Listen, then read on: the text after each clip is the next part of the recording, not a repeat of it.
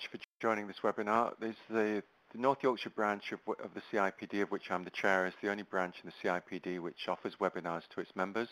And we're able to do that simply because Liz and the team at Shorebird provide us with all the technology. So thank you very much, Shorebird. And if we can, as Liz has introduced herself, I'll just introduce myself a little bit. I am the chairman of the CIPD's North Yorkshire branch. For those of you who don't know me, I have summarized my whole career onto one PowerPoint slide. I started in HR in 1981 in the NHS in Yorkshire, where I passed all of my what were then called IPM qualifications. And since then, my career has taken me around the world, everywhere apart from South America. In 2001, I returned to the United Kingdom and did a master's degree at the University of Wales. Then I set up Abacida, an employee management company. Abacida, the word, is based on the Latin word meaning to put into logical order. The subject we put into logical order is employee management. We do this by providing information, products, services, and expertise. Abacida now operates around the world and has partnered with organizations like Gracie Films to produce a health and safety education resource that features the characters from The Simpsons, and with Bloomberg, the financial media organization, to produce news-based management development tools. Abacida now includes Abacida H2R, our employee management software, which you can incorporate the Shorebird software into as well. I'm looking at Liz now. We can do that. And Workplace Centres, which includes learning, our online learning resources shop, and insurance that links increased training to reduce employers' liability insurance premiums. So you now know about Liz, you know about me, and let's look at what we're going to do today, which is written a bit of an agenda. There are about 12 points we're going to cover. I went through the list of topics that people had mentioned in their signing up forms, and so I thought, okay, we will try and cover off all of these different things. The idea of the three-tier system of working really reflects the way in which work itself is changing. I'm reminded that my grandfather worked at the Austin in Birmingham. He worked on the production line, started off as an apprentice, and he ended up as one of the managers. Now, he worked in the same factory his whole life. The only thing that changed was where he walked to, or rode his bike, or drove his car to the factory. As he went up, he bought a bigger house and changed his route to work, but he worked in the same place for his whole career. My father has worked in the same industry in the UK for his whole career, and I've worked in the same profession in different industries around the world. The next generation is unlikely to work in the same industry or in the same profession for the whole of their career. The world of work is changing. What we've done is identified, or PwC, did some research and found that PwC had come up with a model, which is the 3 tiers of employment. There will be 3 types of work, and I think we need to stop thinking about employment and start thinking about work from the employer's perspective. And I'd be interested to see if you can recognize these 3 different types of workers within your own organizations at the moment. And Liz is just putting up a little bit of a question. Right, so there are 3 different types. There are long-term, highly valued, highly skilled permanent employees who are treated very well by their employers. There are respected and highly valued specialist temporary professional workers and consultants. And then there are temporary workers who are treated as a commodity that is easily changed. Those are my summaries of the definitions which have been created by PwC. And one of the things that happened, I was doing some research for one of the big metropolitan city councils into how work was changing within their boundaries. And we identified across all the industries that we looked at that this situation was developing or was present already. Now, it looks from the poll, the results of the poll, if we can just get those up, that 86% of you are already identifying these types of working within your organizations. Now, as I said, as the generations progress, we change the way in which people work. Right? And we'll start to see more people talking about work rather than employment. What we're going to look at is with these 3 different types of work, how those 12 aspects that we had on the previous slide are actually different for each type. Okay? I should point out that although the press have in some ways identified the lower level, the level 3, the temporary workers, as being those that are being mistreated, the 0-hour contracts, they make the headlines, etc. It's not always the case. But let's start off. H2R, our employee management software, stands for hiring to retiring. So we'll start with hiring and work our way through to retiring. If you have any points or questions or things you'd like to raise as we go through these, please just put something in the chat box and I will come back to you. Liz is here to make sure that I don't miss them.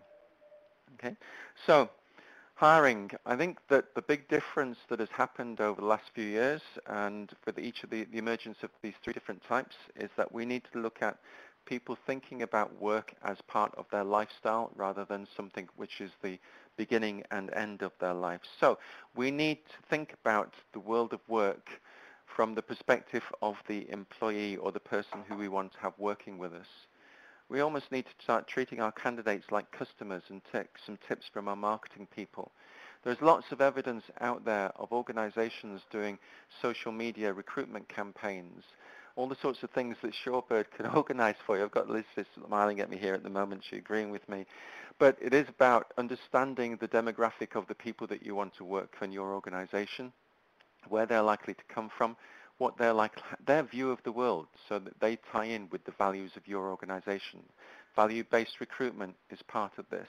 It doesn't matter whether somebody is looking for a long-term permanent career or they're part of the growing population that look as temporary work as the way in which they are going to fulfill their lifestyle aspirations. But we have to bear in mind with recruitment in that the economy is changing. We are seeing a drop in unemployment, a rise in employment. We're also seeing a rise in wages, and we're also seeing that there's educational standards, so more people leaving schools, colleges and universities with higher levels of qualification. That doesn't necessarily mean that the jobs are available for people with those levels of qualification. Then also have to think, as you're doing your recruitment campaign, about the attention economy and how people's attention span is shorter and shorter as each generation or group of school leavers enters the workforce.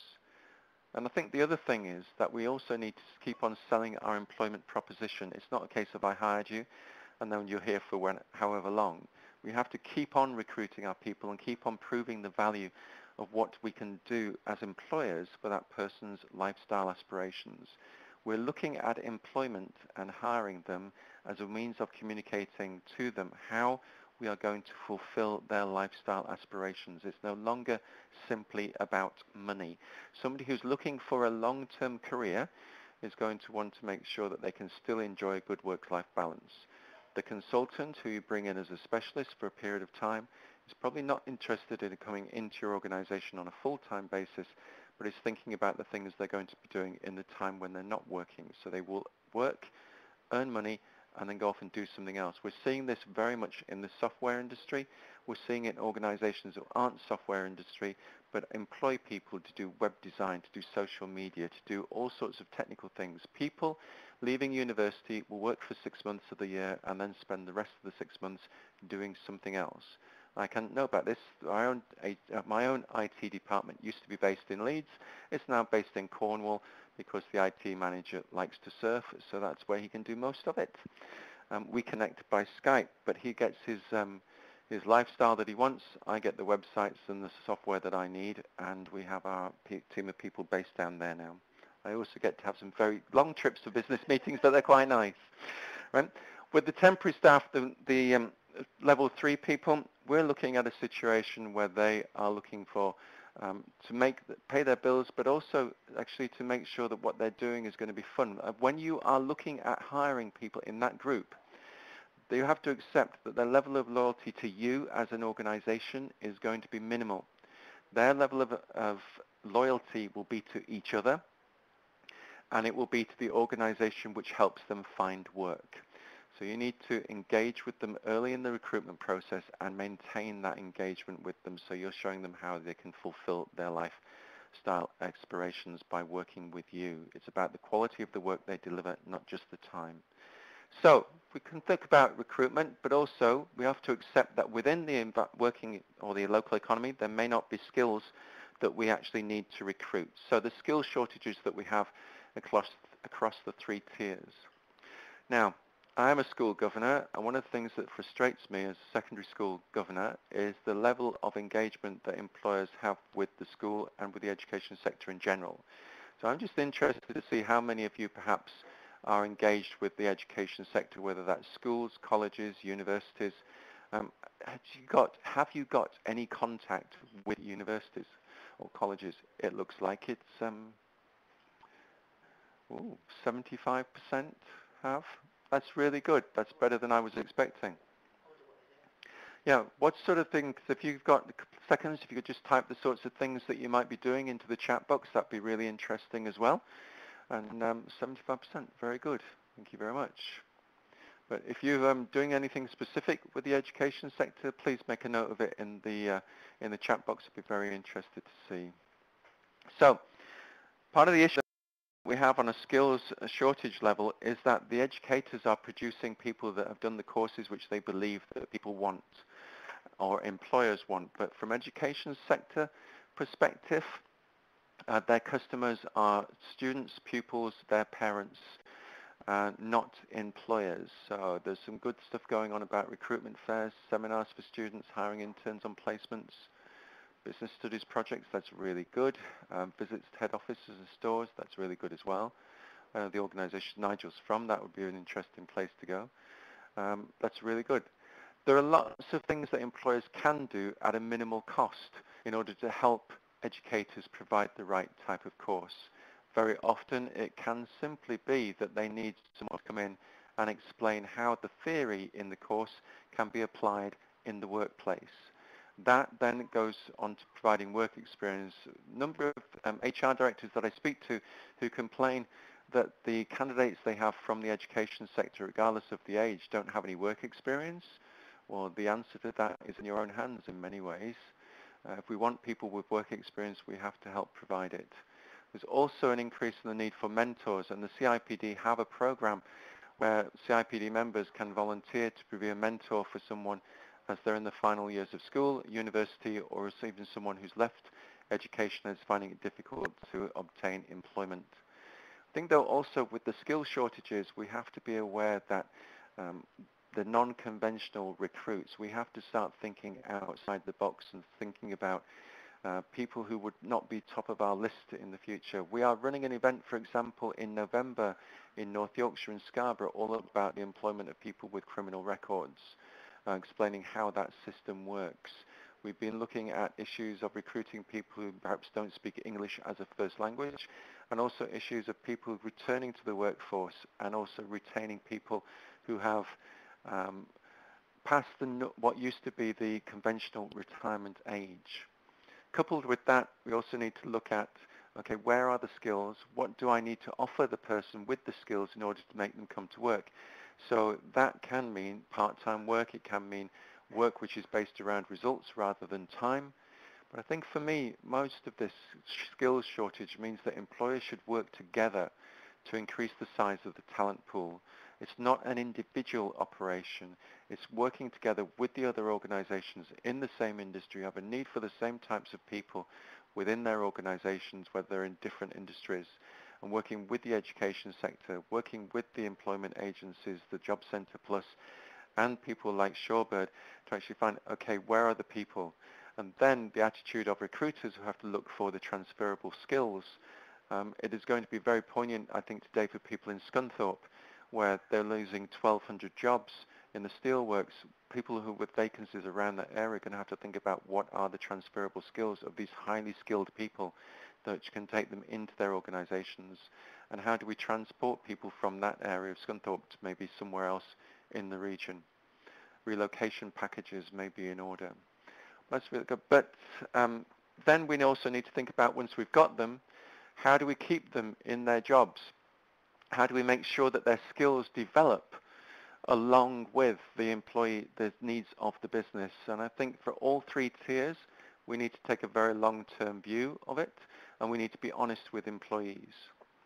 So there are three tiers. If somebody comes into you and they want to be a permanent employee with a career, you have to emphasize the long-term benefits of what you're doing. A small change in one area can lead to development in the longer term.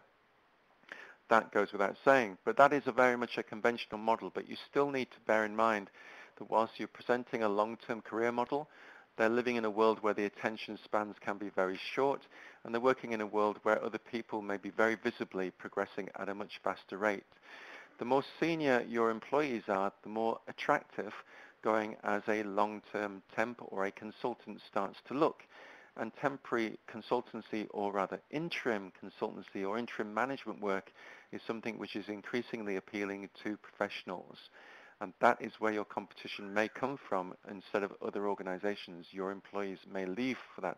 If you have someone who works for you on that sort of basis, you're really thinking about their continuous professional development, how this is what you're offering them in terms of work is going to add to their commerciality. What does it add to their skill set? How does it define their skill sets?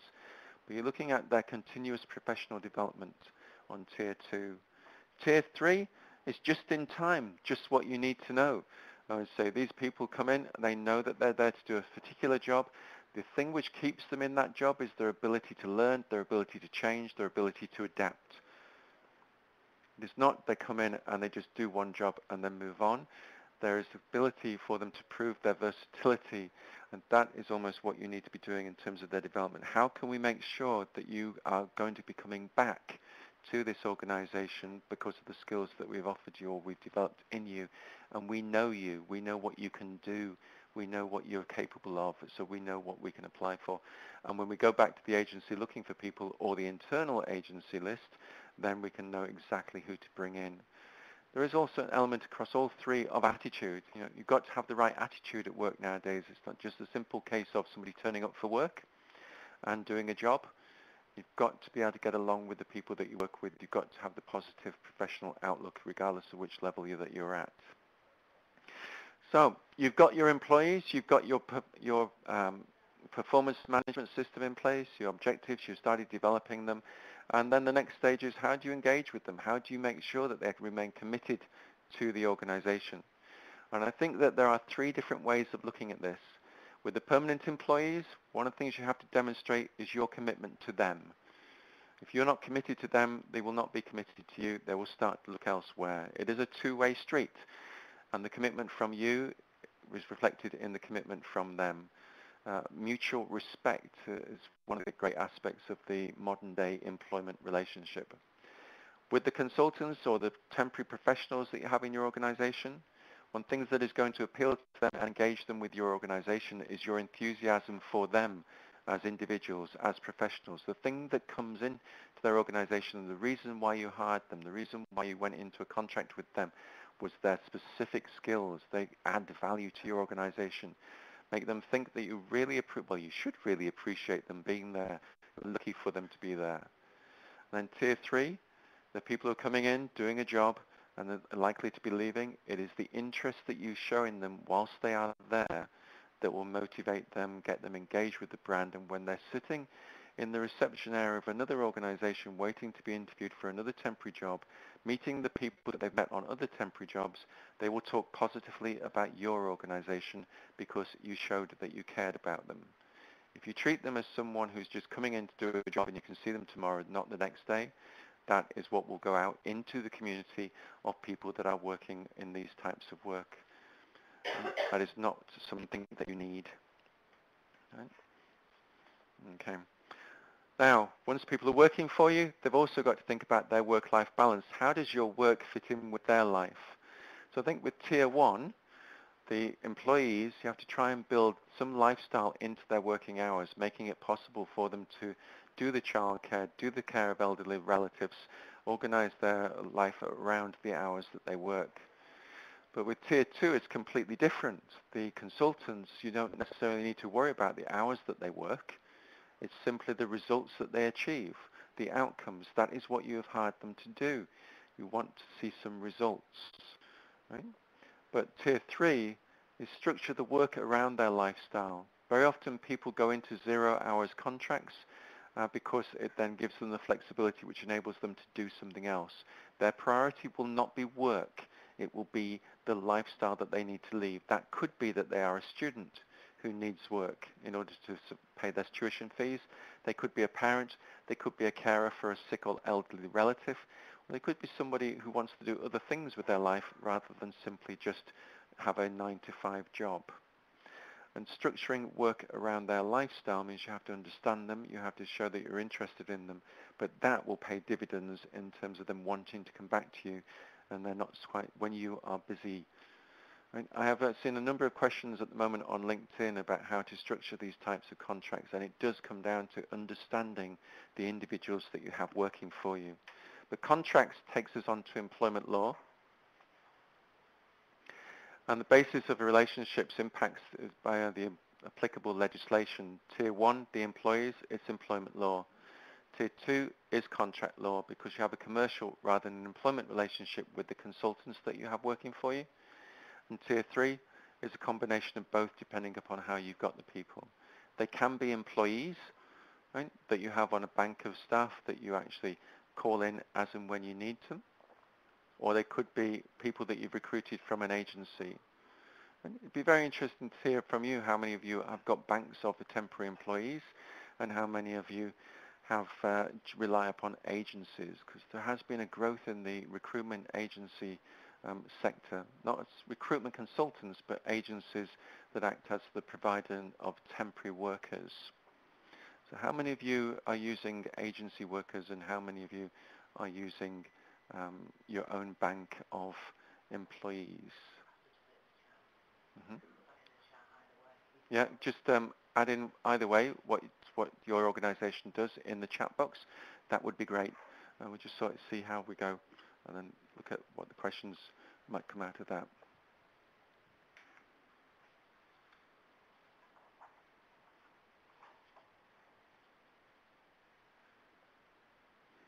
Yeah, multiple attendees are typing. Thank you very much. I appreciate that. Right. Okay. Right. When I was doing some research into recruitment for the Metropolitan Council, I got universal negative feedback from employers about recruitment organisations and agency worker providers. Okay, so limited use. Look, most of you are looking as if you are recruiting your own temporary staff with some agency work there, right? Have you had any positive or negative experiences of working with recruitment companies or agency providers? Lots of the things that I've been told, it's just a conveyor belt of people.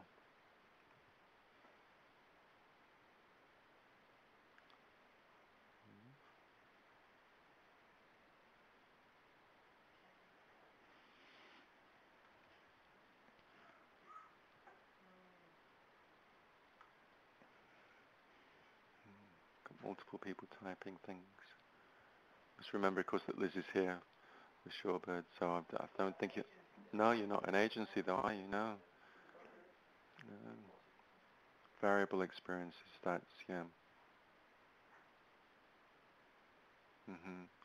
The point that Perry makes there about the use of agencies for scarce skills is one of the things that is evolving. More and more people are recruiting for themselves using the various different websites or services. And when a job does end up in one of the recruitment agencies, they are generally for the difficult to fill jobs. And of course, a recruitment agency makes its money by the speed at which it can fill the job. The longer it takes to fill it, the less profit that they make. So we're seeing a change in the recruitment sector as well at the moment. It's all been very useful, very interesting information. I think that I get more and more of the same trends in that sort of area. I think what is important is, I think with Marie from Concilia Legal, she'd be covering off more of these types of legal issues with the agency workers and temporary staff and all those sorts of stuff. So we then need to look at how work fits into society, and I think that there are three different levels here.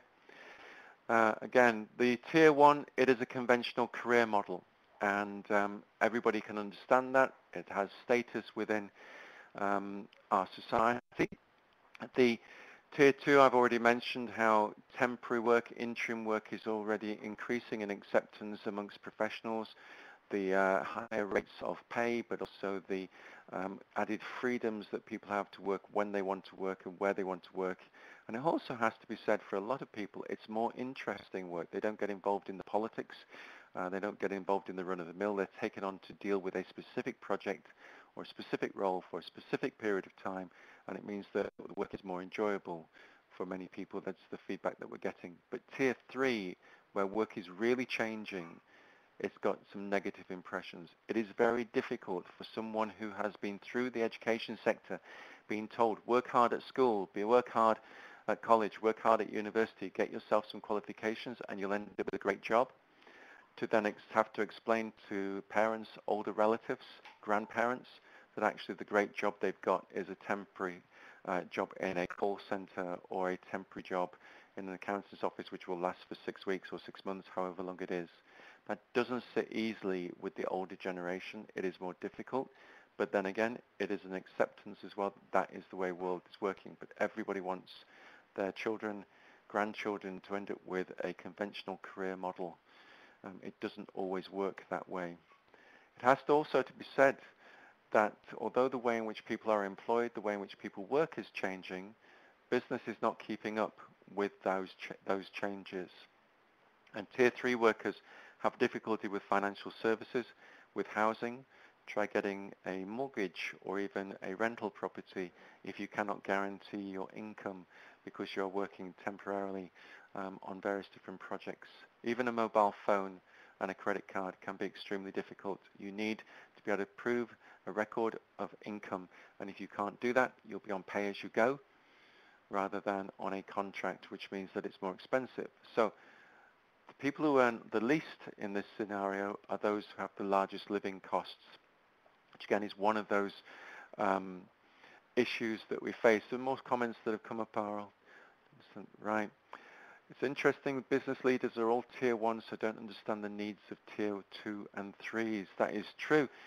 People look at the world through their own eyes and think that everyone else does exactly the same. It makes me think about when I worked in a food factory. We decided one Christmas to have a raffle, so the managing director decided we'd make a great big hamper of all the various different things that the factory made, and then add loads of other things into it as well.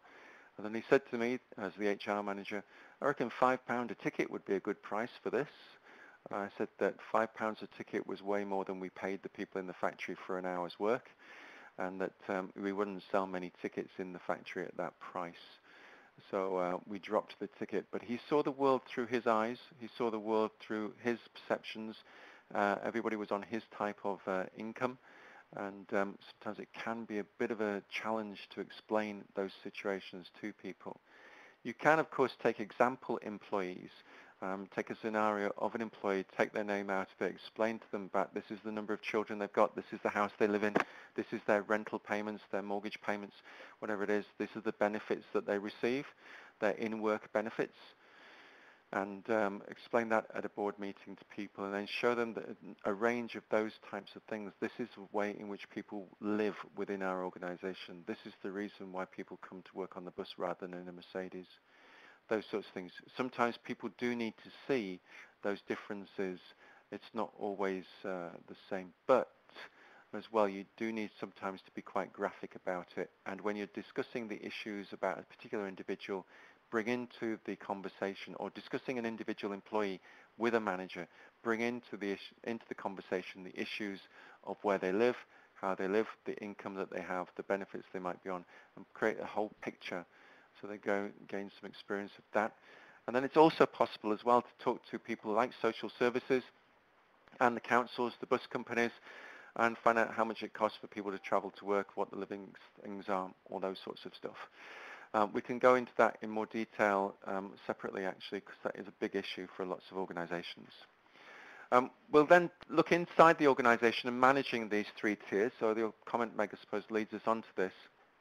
The first tier, the level 1, those are, well, if properly managed, properly implemented, it's a fairly conventional management model, but conventional in terms of being properly implemented, not as it very often happens. But that is the conventional way. The tier 2, it's much more of a client-supplier type of relationship, and that is where managers can learn an awful lot about giving people objectives and managing them to the completion of an objective. The independent consultant working in your organization is not there to do, as you often find in lots of job descriptions, any other reasonable task as requested by your manager.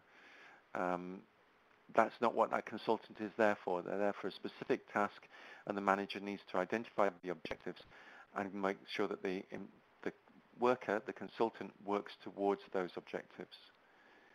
With the managing of the third tier employees, it's about encouraging them to work hard, providing a model which enables them to work hard, but you also have to create the environment where it's fun to be as well.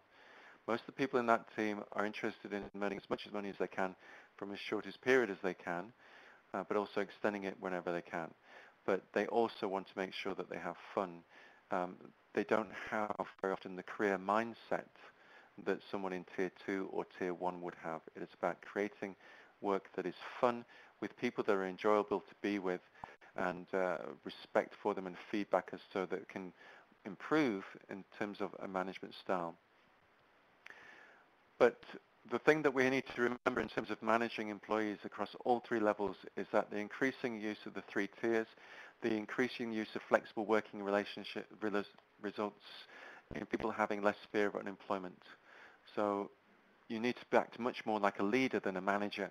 And with with leadership, the thing with leadership is that leadership is having a vision and effectively communicating that vision in a way that appeals to other people. That is President Obama's definition of leadership, I believe. So you have to create the vision for each different type of person. So with Tier 1, this is where you're going to develop your career.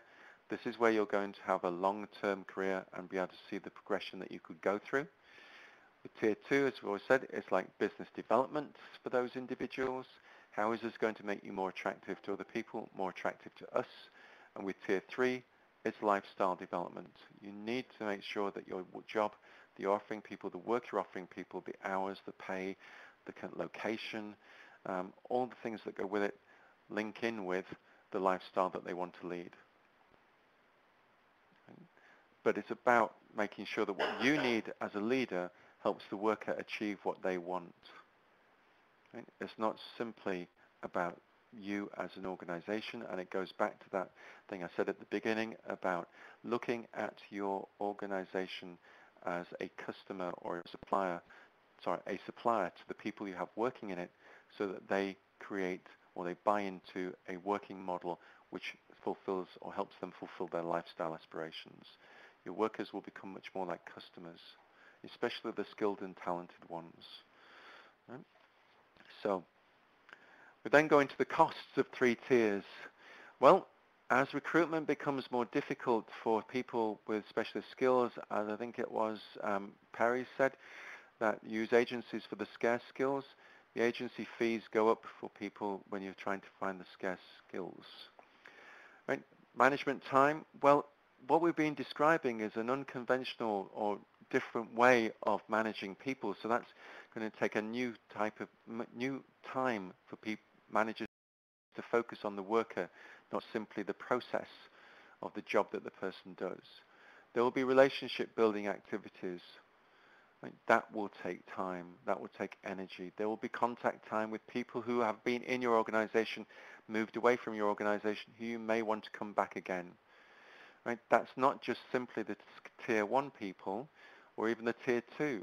You will have people who are Tier 1 who want to develop their careers. The best way for them to do that is to move away. They go and work for someone else. During that period, more and more employers will be maintaining contact with those individuals, finding out what they're doing, finding out how they're growing, finding out when the right time is to approach them to come back. Right? We will be communicating with our employees much more using social media of one form or another. This is because that's how they're communicating with each other. It's how they probably want to communicate with us. Instant messaging is becoming more popular with school leavers than emails. I know that. I was governor. I'm told by a group of pupils yesterday, you use email? It's almost like when they asked me what a CD was. It was like, oh, right? But also I think that one of the things that's going to increase in this new model of employment is going to be the use of non-cash rewards. We have rates of pay that we need to pay people. We'll have the national minimum wage. We'll have the national living wage. there will be other agreements on pay rates in particular industries. But essentially, we are going to have to look at the non-cash rewards as well, which will add to the lifestyle aspirations, make it more possible. And those would not necessarily cost more, but they will take time, energy, and cost to administer and introduce and explain. Pensions are going to raise in importance, and those things take time and energy to explain because people are financially unaware of all the implications. But the more variety that you have in the ways in which you recruit and employ people, work that you offer, that will increase the cost. Just the sheer variety of having more and more people. I think that was also one of the points that people raised earlier on. More information that you have, the more different types of people you have within an organization, the more it will cost to actually administer them. So we've got them. We just need to retain those employees. And I think that if we just move on to the next slide, please, Liz. Right? Then we have to think about all the great things that we talked about as HR people whilst we had a fairly uniform employment model. That's consistent feedback and growth opportunities in line with the business needs for the Tier 1. That's one of the things that I think lots of organizations would say that they had, but I'm not so sure that in reality they did, and that's why people would end up just going into work every day doing the same thing and not thinking about their potential or how they were developing alongside the organization. The Tier 2, we need to explain to them the value that they deliver to the organization and the value that is going to be delivered back to them. And with the Tier 3, it's about the teamwork, the social side of things, the softer, coming to work here, you're a valuable member of the team. We can't have you all the time, but to have you all the time would actually be dishonest. So we're going to have you here doing something that's interesting, value you whilst you're here, value when you leave, and maintain contact with you. Maintaining contact with those people who are not actively involved in the business becomes increasingly important under this model. Find your good workers and keep them by interacting with them on a social level as well as an employment level. Right, we've got some questions coming up, so if we just go on, there's a little picture of me there. Liz has noticed that I've got a beard today, but not in the picture.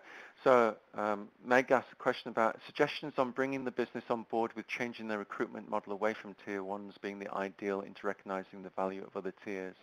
There are lots of different ways in which you can do that. Part of it is that you need information about your local labour market.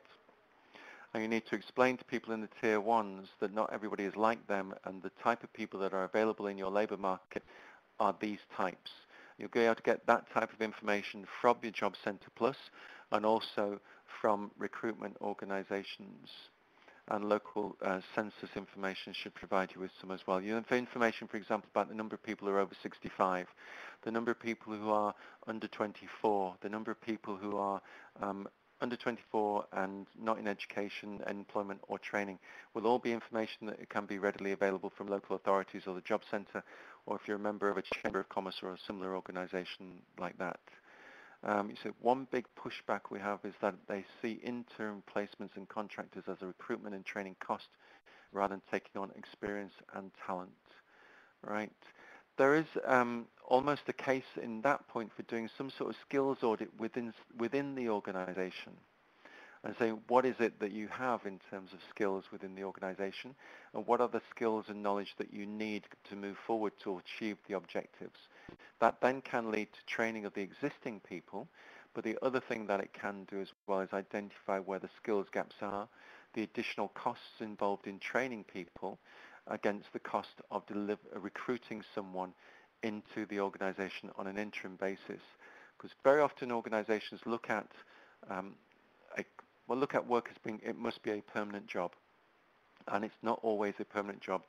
Put your employment or your work into the business plan as how long will we need this skill for, and then let's get it in for that period of time and then find someone else. I'm reminded that working overseas, I was taken into a job. I was taken into a job to help set a business up and be the HR person who set the business up. Once that was done, my time there was over and we moved everything over to a much more administrative HR function where the balance was much more in favour of HR rather than strategy and development. And so my time was over, and I recruited somebody else to take over and do a different type of job. It sounds as if we need to have, or Meg, you need to look at the flexibility in the type of work that people do, and how that fits in with business plans, rather than simply we need to recruit someone, or someone has left, we need to replace them with someone who's exactly identical, and look at it from that sort of point of view. I think that there could be more, a bigger conversation for us to have about that. We can go through some more information and experience that we've had in those sorts of areas with you if you wish, Meg. You just need to keep in touch. Okay, well, thank you very much for your time. Thank you very much for the interesting comments. That has been really very interesting. I've and I'm very impressed with the number of people that are involved with the education sector and the sorts of things that you're doing. I think that's very important, and you'll reap benefits from that as you start your recruitment for younger people especially. Getting them to understand what work is like is very important. So thank you very much for your time. I really enjoyed sharing that, and for your comments. I hope you have a good rest of the day. Any other questions, please contact Liz, and we will, or contact me on the contact details that you had on the last slide. And well, I look forward to speaking to you. Thank you very much.